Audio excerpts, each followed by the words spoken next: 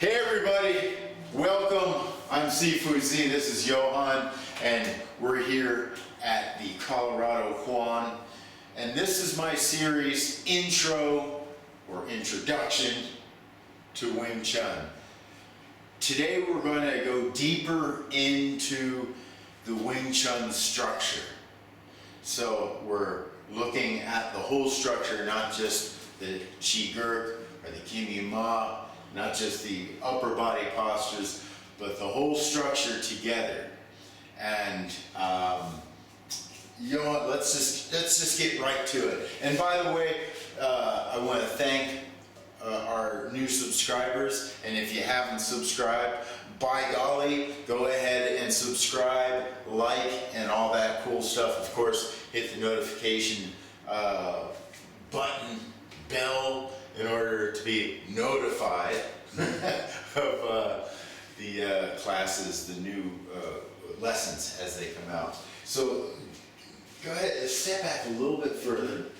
Stay in the same center line you were. Just step back a little. There you go. And go ahead and get into the stance. So, oh, that kind of looks nice to me in the shadows. I like this. All right. So, if you're not familiar with this, of course, this is the Kimi Ma stance. If you haven't seen the other lessons, I suggest that you go back and check the previous lessons. I'll have them listed down in the description. Now, this is your standard Wing Chun stance. Now, go sideways for us. Switch the hands. Switch the hands. There you go. All right, so now let's take a look at this stance. It's not standing straight up and down, is it? It sort of looks like an S, yeah? So the other day we talked about a rod going from the top of the head down through the spine and then down in between the heels. I want to make it clear that your spine and your body isn't in a straight line. It's connected to, this S is sort of connected to that straight line. So that's more of like a visual, right? So there's an old saying in Wing Chun, or at least something, I don't know if it's an old saying, I've been saying it for a long time, which is in Wing Chun, the shortest distance between 2 points is a straight line. I think that's a science axiom. It's also common in Wing Chun. But there's also the other point of that. There is, in nature, there are no straight lines. So we think in straight lines, but our bodies actually have to, get into their natural curvature, right? So I'm sure there's a whole industry, I think it's called chiropractic, on or osteopathic. I think that's the more legit practice, right, of the structure. So now here's an interesting thing that I want to share with you regarding this structure. It's not just a standing structure. We can also maintain the structure and should maintain the structure even if we're laying down on the ground. Johan, go ahead and get down on the ground. I'm going to adjust the camera so you can see. Yeah.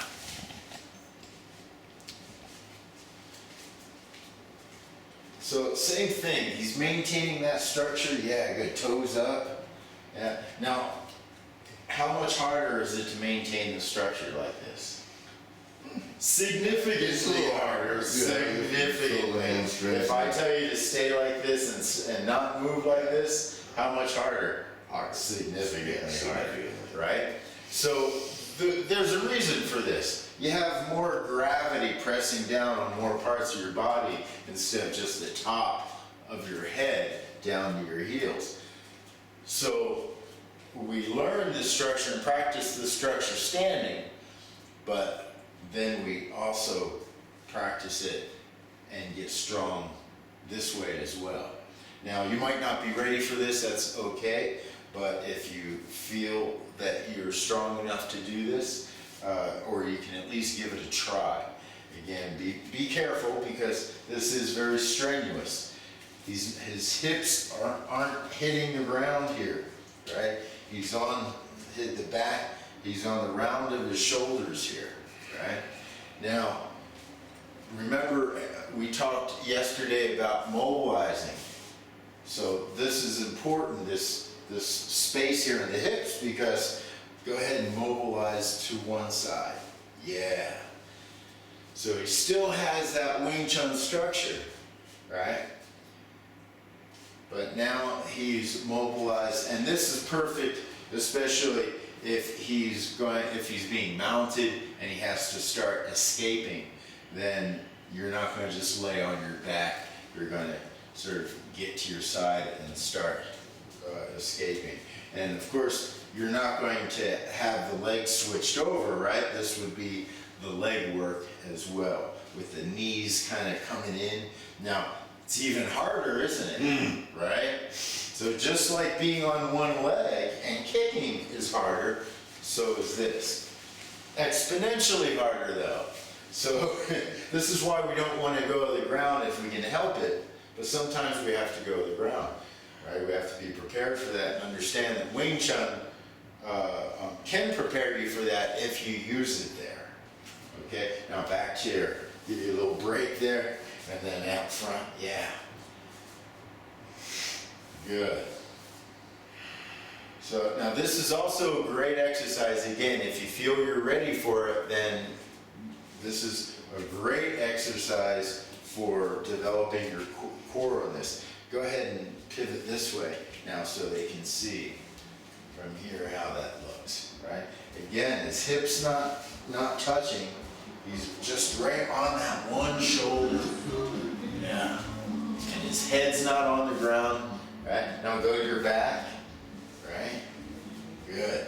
And notice his shoulders are on the ground, but not his head.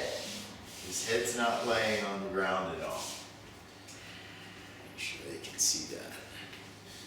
Yes. Good. All right, stand up. Adjust this.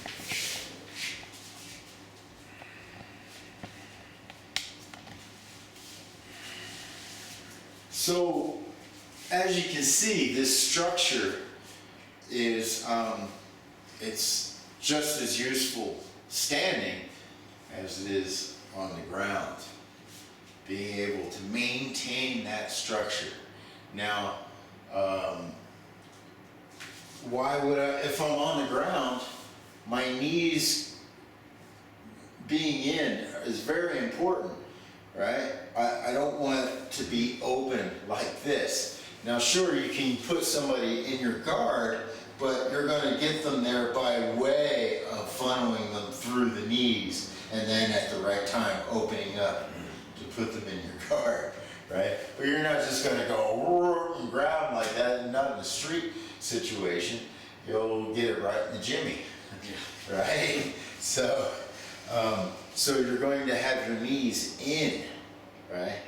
And then, of course, you're going to be rolling on your back, because if you're flat on your hips, then you can't move. You can get pinned down really easily from here. So if you're here, even if you get pinned down from the top of your body, you're still able to get the bottom of your body out and then start working on reversing a situation or attacking. So this is a great exercise to get strong in the groundwork. In Jiu-Jitsu, they have a very similar exercise. And in fact, it's the defining exercise of Jiu-Jitsu. In other words, it's the exercise you do, and you do it millions of times, thousands, millions of times, you do this exercise in order to be good at grappling in jiu-jitsu. And they call it a shrimp. So essentially you're doing a shrimp here, right? Except the hip movement is different. We exaggerate the hip movement. So just like when we do our pivots, we exaggerate that hip movement. Well, it's the same here in jiu-jitsu. When they do the shrimp, they're exaggerating that hip movement. See how I'm exaggerating? Yeah. Yeah. So, same thing, essentially, right? I'm just not having you exaggerate the hip movements quite yet, right? But when you're ready for that, then we do that. But right now, we keep it nice and tight, right? So you can get your core really strong. Yeah. Nice one, this Yeah. leg exercise. Yeah. I'll be doing this a lot. Yeah. Now this is one of my own. I don't recall ever seeing anyone online or anyone from our lineage taking it to the ground like this. I just happen to have a lot of experience first as a wrestler in high school, and then a year after I got turned on to Wing Chun, I also started jiu-jitsu. So I've been following and been a big fan of grappling for a long time. So it wasn't hard for me to see the connection between Wing Chun and using Wing Chun on the ground. When you use Wing Chun on the ground, it's actually called Chin Na. So, and it's actually part of the what I call the four elements of Wing Chun. You have Qi Gong, or Qi Sao, right? Or Qi Gong rather, or Siu Tao, right? What we're sort of leading up to right now. Then Qi Gurk, which again we've talked about, and we're leading up to all the Qi Gurk stuff as well. Qi Sao. Qi Sao, that's the partner stuff, which we'll be getting into a bit later once we get all of this Qi Gurk down and the Qi. And then we have Qi Na, the fourth. But yes. Qi Gurk and Qi Gong. Yes, Qi Gong, right. So first we get our Qi Gurk and our Qi Gong together before we then get into the Qi Sao. Because if you don't do those, your Qi Sao is nothing. You can do a slappy thing, but essentially somebody with strong, stiff, strong muscle. Qi Gong. Spacing on the word Qi Gong. So if you really developed your Qi Gong and your Qi Gurk, thank you, on this, then you're going to be really strong. Your basic Po Pai Jo will essentially push most people that haven't developed that, just throw them, push them out of the way, right? So then we have Qi Na, the fourth one. That's what we're trying to get to here. And Qi Na is, from what I've been able to see over the years, has been absent from Wing Chun proper. It hasn't been absent as a practice unto itself, but a very limited practice from what I've been able to understand. Right. Mostly exercises for grip strength, right? But Wing Chun definitely has a element of Qi Na, one of the four elements.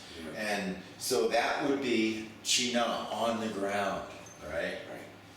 And dealing with the whole grappling thing. So all this stuff that we do standing can and eventually will be applied to the ground as well. Right? Now that's not going to make you a super grappler. In order to be a good grappler, you have to go out there and grapple, right? You get the mats and you, and you roll around and whatnot. but Wing Chun has all the tools necessary to really become a good grappler if that's what you want to do, right? Wing Chun, we really want to focus on standing, staying upright, and why we have more time in the day standing, so we can really get a lot of exercise in on the cheap while we're standing in line, while we're waiting, while, you know, oh yeah. Yeah, if you own a chair and you do Wing Chun, shame on you. Just throw away, you're a Wing Chun person now, go ahead and throw away your chairs. So, okay, that's it for now. If you have any questions, of course, leave them in the comment. Again, if you haven't done so already, subscribe. If you have done so, thank you very much. And we'll see you for the next class of this series, Intro to Wing Chun. Thanks for All right. Thank you. stopping by.